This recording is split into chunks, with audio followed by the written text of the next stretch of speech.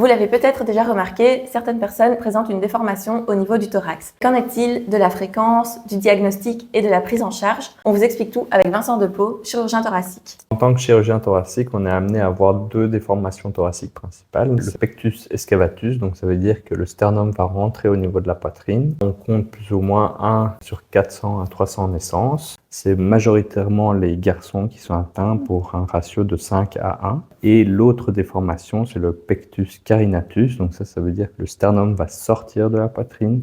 Et c'est plus généralement 1 à 1500 naissances. Et c'est aussi les garçons qui sont plus atteints que les filles dans une proportion de 3 sur 1. Le diagnostic, il se fait principalement de manière clinique. Le patient lui-même qui va voir que son thorax est soit trop enfoncé, soit ressort un petit peu trop. Et alors la prise en charge, elle est toujours chirurgicale? Donc la prise en charge, elle se fait en fonction du pectus que l'on a. Celui qui rentre au niveau de la poitrine va plutôt être favorisé pour une intervention chirurgicale en concertation avec le patient lui-même. Ça, c'est une barre qu'on applique sous les côtes pour remonter le sternum. Donc celui qui ressort, ça c'est plutôt quelque chose où on va appliquer une orthèse, donc une espèce de corset qui appuie au niveau du sternum pour maintenir la cage thoracique en place.